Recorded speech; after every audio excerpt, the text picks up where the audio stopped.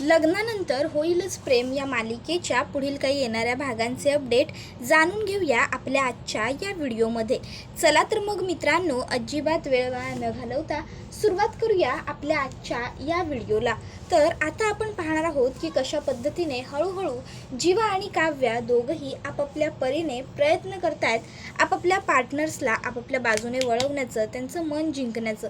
आता नेमकं कसं घडणार, काय घडणार, हे सगळं जाणून घेऊया आपल्या आजच्या या व्हिडिओमध्ये.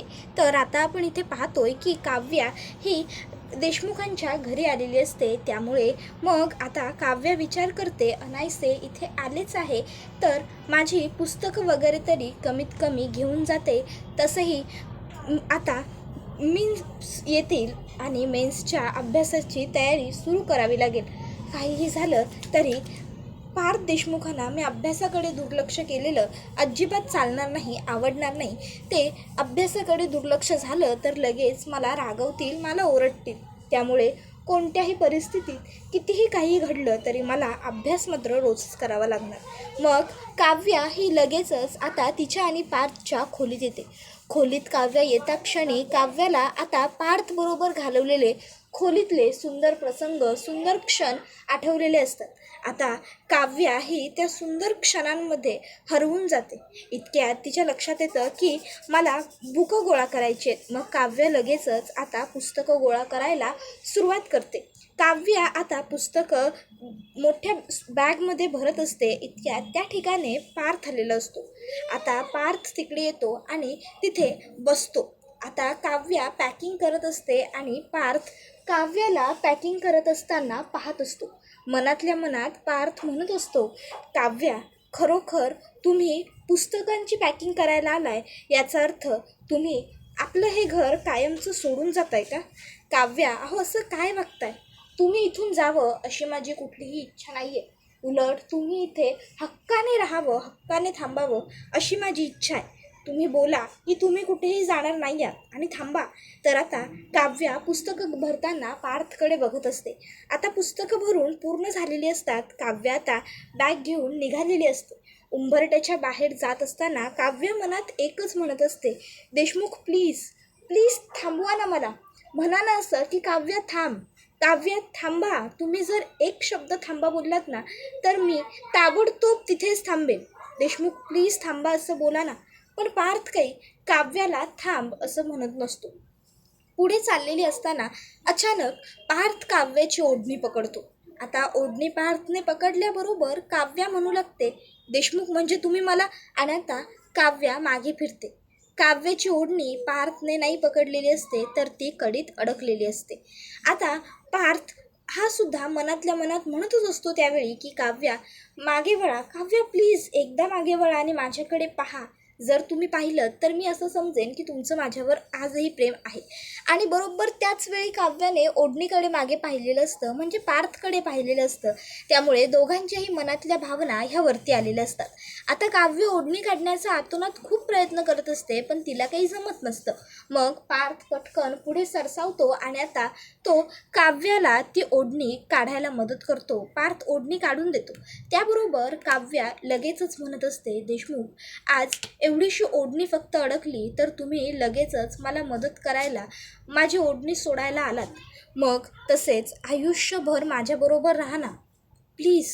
कायम मला प्रत्येक अडचणीतून सोडवा, कायम मला प्रत्येक प्रॉब्लेममधून बाहेर काढा. तुम्ही माझ्या आयुष्यात असणं माझ्यासाठी खूप गरजेचं आहे. काव्या पार्थ देशमुखमधला पार्थ जर काव्याबरोबर नसेल तर काव्या देशमुखच्या नावाला काहीच अर्थ उरणार नाही. प्लीज पार्थ, हवे आहात तुम्ही मला माझ्या आयुष्यात, माझ्या नावात, सगळीकडे हवे आहात तुम्ही. कारण तुम्ही डिझर्व करता पार्थ. प्लीज मला माफ करा ना. आता काव्या पार्थची मनापासून माफी मागत असते पण पार्थ काही बोलतच नसतो. काव्या म्हणते, देशमुख प्लीज काहीतरी बोला प्लीज. त्यावेळी आता ज्या हातात पार्थने काव्याची ओढणी सोडवलेली असते ती ओढणी हातातच असते. पार्थ काव्याला ती ओढणी वरती करून तिचं टोक दाखवतो आणि म्हणत असतो, तेच तर करतोय ना मी. सप्तपदी फिरताना मी वचन दिलं होतं तुम्हाला की तुमची प्रत्येक इच्छा पूर्ण करेन, तुमच्या सुखदुःखात तुमच्या सोबत असेन. तेच करतोय मी.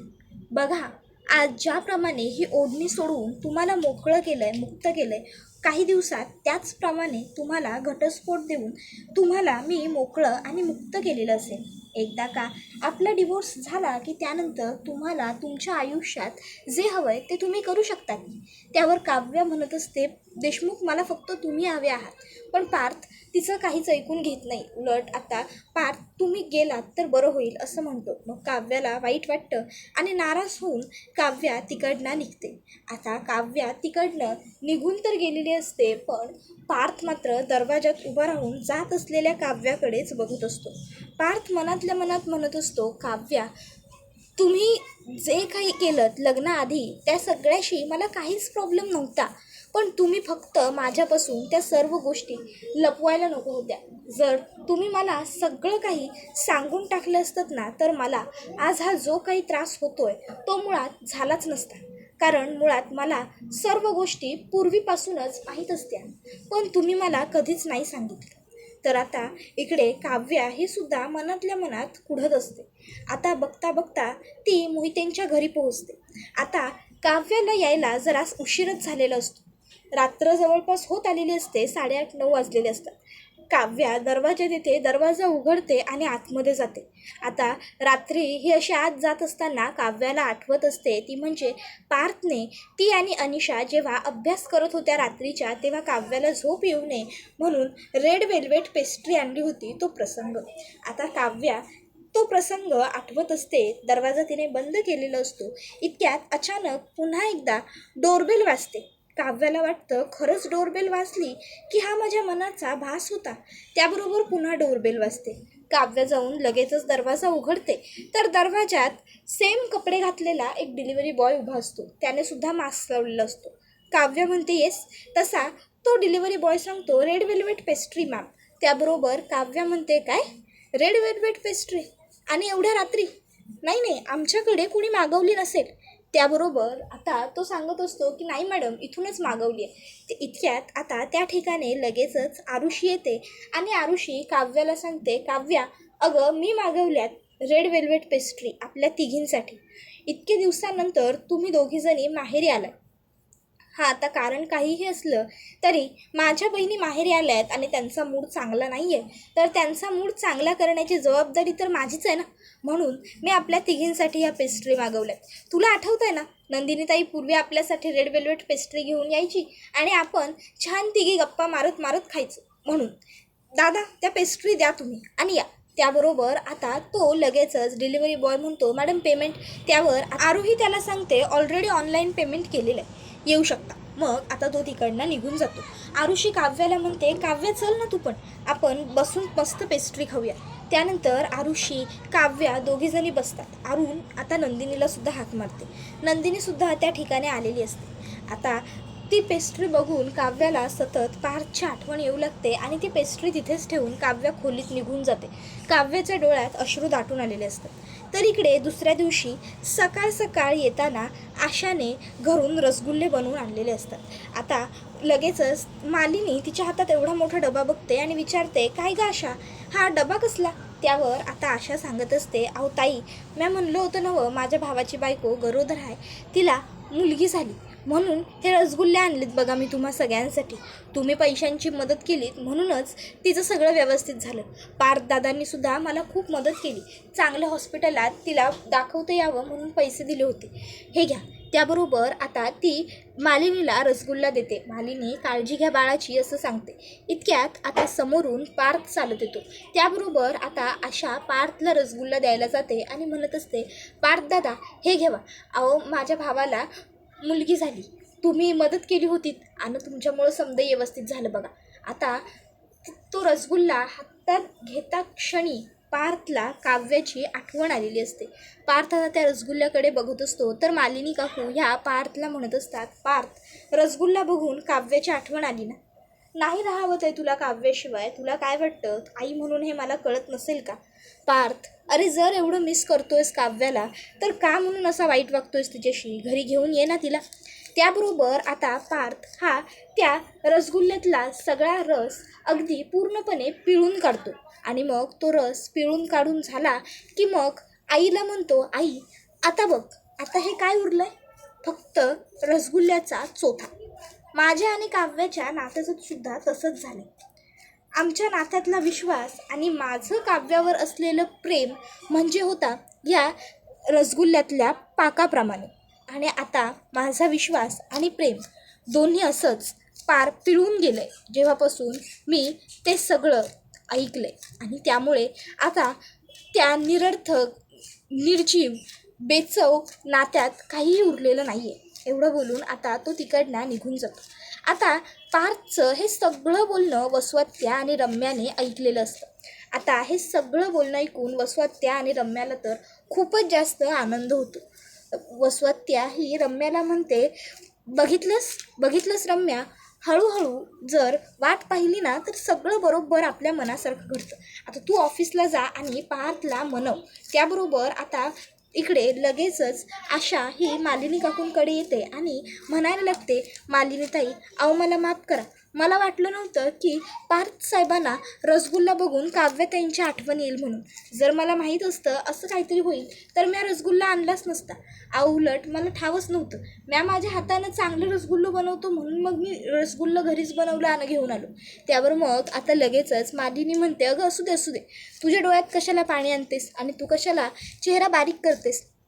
पार्थ काव्याला विसरूच शकत नाहीये, तर त्याला काव्याची आठवण येण्याचा प्रश्नच उद्भवत नाही. पार्थच्या मनात प्रत्येक वेळी काव्याच असते. पार्थ दाखवत जरी नसला तरी सुद्धा हेच अटळ सत्य आहे. त्यामुळे जाऊ दे, तू नाराज होऊ नकोस. तर दुसरीकडे आता नंदिनीला सुद्धा जीवाची आठवण येत असते. आता कारण आरूने खोलीत खूप सारा पसारा केलेला असतो. नंदिनी आता पटकन म्हणते, पसारेवाला तुम्ही ना? इतक्यात आरू तिच्या समोर येऊन उभी राहते. ती नंदिनीला म्हणते, ताई, जिजूंची आठवण येते ना? त्यावर नंदिनी म्हणते, अभ्यास आहे ना तुला? जा, अभ्यास करत बस. आरू, अगं परीक्षा जवळ येत आहेत ना? आरू तिकडनं लगेचच निघून जाते. त्याबरोबर नंदिनी ही आता म्हणत असते, हो, येते मला माझ्या पसारेवाल्यांची आठवण. आणि मग ती सोशल मीडियावर तिचे आणि जीवाचे फोटोज लावून बसते आणि चुकून एका फोटोला तिच्याकडून लाईक जातो. आता त्याचं नोटिफिकेशन जीवाकडे वाचतं. जीवा लगेचच आता नंदिनीला फोन करतो आणि म्हणतो, मला मिस करतेस ना तू चकाचकबाई, म्हणूनच तर आपल्या फोटोला लाईक केलास. त्यावर नंदिनी म्हणत असते, हे बघा जीवा, मी काही फोटोला लाईक वगैरे केलेला नाही आहे, चुकून माझ्याकडून ते दाबलं गेलं. त्यावर जीवा म्हणतो, तेच मी पण म्हणतो, चुकून दाबलं गेलं, पण याचा अर्थ तू आपले फोटो बघत बसलीस ना, याचा अर्थ तुला माझी आठवण येते म्हणूनच तू फोटो बघतेस. चकाचकबाई, मग तिकडे बसून आठवण काढून फोटो बघत बसण्यापेक्षा ये ना आपल्या घरी परत राहायला, ये ना गं, मी तुझी वाट बघतोय. त्याबरोबर आता नंदिनी म्हणत असते, मी फोटो बघते हे तुम्हाला कसं कळलं? याचा अर्थ तुम्ही सुद्धा तेच फोटो बघत बसलाय, म्हणूनच तर तुम्हाला लगेचच त्याच्यावरती आलेला एक लाईकसुद्धा कळाला. बरोबर बोलते ना मी? नाही, सॉरी, फोटो बघत नसाल बसला, डिलीट करत बसले असाल. बरोबर ना? हे बघा जीवा, मी सुद्धा ते फोटो काही बघत वगैरे नव्हते. आता नंदिनीने तुम्ही ते फोटो डिलीट करत असाल असं म्हटल्याबरोबर जीवा हा लगेचच म्हणतो, नंदिनी, ते फोटो आहेत ना, ते मी कधीच माझ्या फोनमधून डिलीट नाही करू शकत. आणि अनायसे चुकून जरी ते माझ्या फोनमधून डिलीट झाले ना तरीसुद्धा माझ्या हृदयाच्या हार्ड डिस्कमध्ये ते फोटो कायमचे सेव्ह झाले. सेव्ह नाही तर माझ्या हृदयावर आपले प्रत्येक फोटोज, आपल्या प्रत्येक आठवणी कोरल्या गेल्या. त्या कधीच डिलीट नाही होऊ शकत. कळलं ना? तुझ्याशिवाय माझ्या हृदयात इतर कुठल्याही गोष्टीला जागा नाही आहे. माझं हृदय फक्त तुझ्याच आठवणींनी फुल झालं. ज्याप्रमाणे मोबाईलचं स्टोरेज होतं ना तसंच. त्यावर लगेचच नंदिनी म्हणते, मग मोबाईलमध्ये एखादा व्हायरस येतो ना, त्याचप्रमाणे तुमच्या आणि काव्याच्या नात्याचं व्हायरस माझ्या मेंदूत गेलं आहे. आणि त्यामुळे आता मी माझ्या मेंदूला पूर्णपणे रिफ्रेश आणि रिबूट करण्याचा प्रयत्न करते. सगळं नकोसं झालं आहे आता मला. कळलं ना तुम्हाला? पुन्हा मला फोन करू नका. त्यावर जीवा म्हणत असतो, अगं तेच म्हणतोय ना मी, सगळं रिबूट कर, सगळं रिफ्रेश कर आणि बघ, तुझा पसारेवाला तुझी त्याच टोकाला वाट बघतोय जिथे तू त्याला सोडून गेलीस.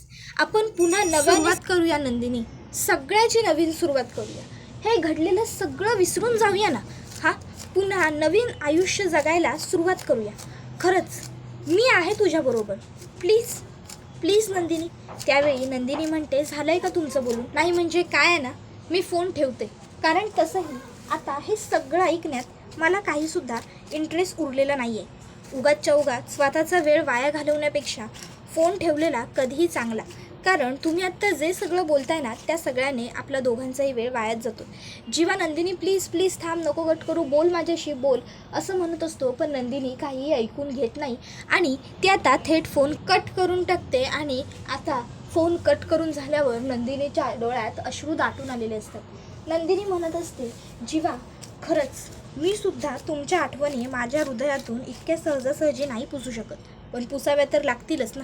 तर दुसरीकडे आता पार्थ हा ऑफिसला निघून जातो. कारण त्याला वाटत राहतं की घरातच जर मी राहिलो तर मी कुढत बसेन आणि सतत त्याच गोष्टी आठवून मला त्रास होईल. त्यापेक्षा ऑफिसला गेलो तर जरा ऑफिसमध्ये कामात माझं मन रमेल. मग आता पार्थ हा ऑफिसला गेल्यावर आता वसवत्या रम्याला सांगते, रम्या तू सुद्धा पार्थच्या मागोमाग ऑफिसला जा. मग रम्या म्हणते ठीक आहे. आता यावेळी रम्याला एक मूर्खपणा सुचतो आणि रम्या तो मूर्खपणा करते. तो म्हणजे आता ती पार्थसाठी जाताना ऑफिसला खीर बनवून घेऊन गेलेली असते.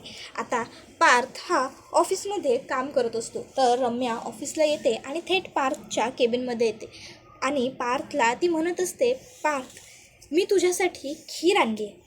नाही म्हणजे तुला वाटेल की मी खीर का आणली असेल आता, तर मी तुला सांगते ना. कारण मघाशी तू त्या रसगुल्ल्यातला रस काढून टाकताना मी पाहिलं होतं. तू म्हणालास की तुमचं नातं तसं बेचव झालेलं आहे, पण पार्थ या खिरीमध्ये दुधात जी साखर टाकली आहे की नाही, ती साखर तू वेगळी नाही करू शकत.